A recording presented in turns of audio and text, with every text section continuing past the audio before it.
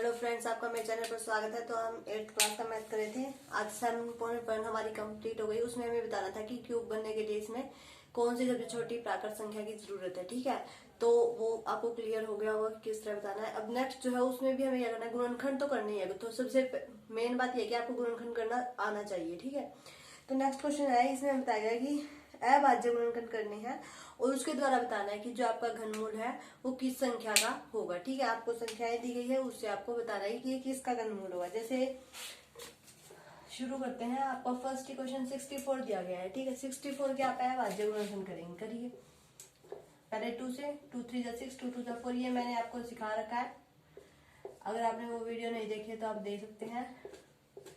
2 2 जा 4 और 2 2। ठीक है, तो जो आपका 64 है उसके अभाज्य गुणनखंड आपके कितने हो गए, 2 मल्टीप्लाई 2 मल्टीप्लाई 2 3 और 3 6। ठीक है, ठीक है। अब आपको पता होना चाहिए कि आपका घनमूल क्या होता है किसी भी का क्यूब। तो किसी भी मतलब इसने यही पूछा है ना, किस नंबर का क्यूब जो है वो आपका घनमूल बनेगा। यानी कि वो जो संख्या है वो कितनी बार आनी चाहिए, 3 बार आनी चाहिए। तो मतलब 3 हो गया तो ये आपका 2 का क्यूब हो गया, फिर ये 3 हो गया तो ये भी आपका क्या हो गया, 2 का क्यूब हो गया। तो मतलब 2 बार जो है वो 3 3 से आप 2 बार बन रहा है ना आपका ये। तो आप इसे कैसे लिख सकते हैं, आप इसे यूं लिख सकते हैं, 2 का क्यूब मल्टीप्लाई 2 का क्यूब।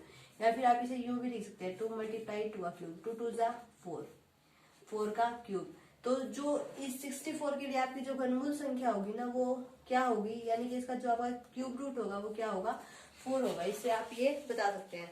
ठीक है, जो आपका 64 का क्यूब रूट होगा वो आपका क्या होगा, 4 होगा। आप इस तरह से बता सकते हैं। कैसे, उसके बाद लिए उसे 3 3 पार्ट्स में डिवाइड किया। ठीक है, और फिर उनकी मल्टीप्लाई कर दी। जैसे देखिए आपका नेक्स्ट सम है 5 1 2 है। ठीक है, इसके बाद लीजिए 2 2 जा 4 2 5 जा 10 और 2 6 जा 12 2 1 जा 2 2 2 जा 4 2 8 जा 16 2 6 जा 12 2 4 जा 8 2 3 जा 6 2 2 जा 4 16 8 4 2 1 हो गया।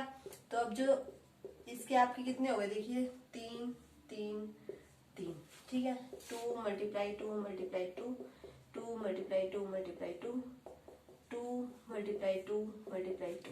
ठीक है, 3 ये बन गए 3 ये। तो क्यूब रूट के लिए हमें 3 3 की जरूरत होती है, तो आप 3 3 के पेयर बना लीजिए। 3 का ये बन गया, 3 का ये बन गया और 3 का आपका ये बन गया। यानी कि 2 की क्यूब मल्टीप्लाई 2 की क्यूब मल्टीप्लाई 2 की क्यूब। आप क्या कर सकते हैं, इन सबको इकट्ठा लिख के 2 मल्टीप्लाई 2 मल्टीप्लाई 2 इन सभी क्यूब इकट्ठा कर सकते हैं, कोई फर्क नहीं पड़ेगा। 2 दूनी 4 4 दूनी 8, यानी कि 8 का क्यूब। यानी कि जो 512 है वो आपका किसका क्यूब है, 8 का है। ये ऊपर वाला क्यूब नहीं लेना है, सिर्फ जो आपकी ये रकम आएगी ना मल्टीप्लाई करने से आपको वही लेनी है। ठीक है, तो इससे हम क्या कह सकते हैं कि जो 512 का जो क्यूब रूट है वो कितना है, 8 है। यानी कि 8 को जब हम 3 बार मल्टीप्लाई करेंगे तो आपका 500 आएगा। देखा, 2 2 64 और 64 अटे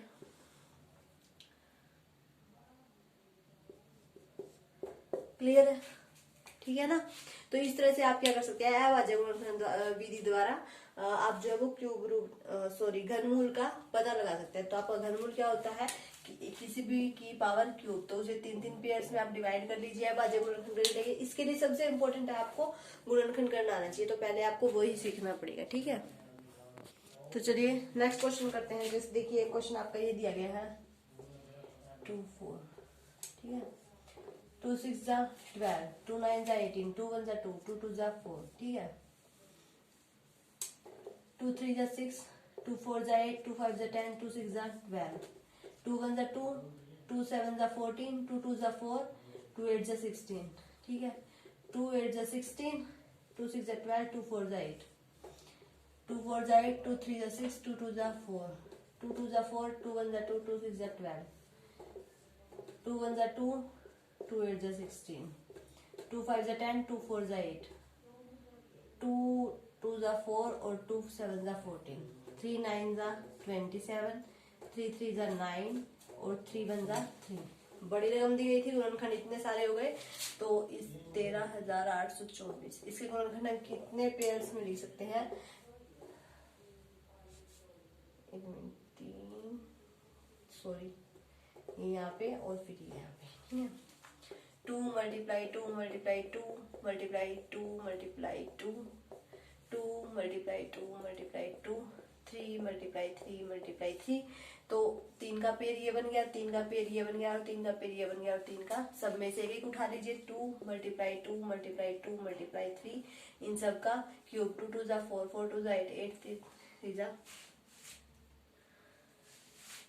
24, 24 का क्यूब। क्यूब से क्यूब आपका कैंसिल हो जाएगा, तो जो आपका 3 8 2 4 है उसका आपका घनमूल कितना आ जाएगा, 24 आ जाएगा। यानी कि 24 को जब आप 3 बार मल्टीप्लाई करेंगे तो आपका यही आंसर फिर से वापस आ जाएगा।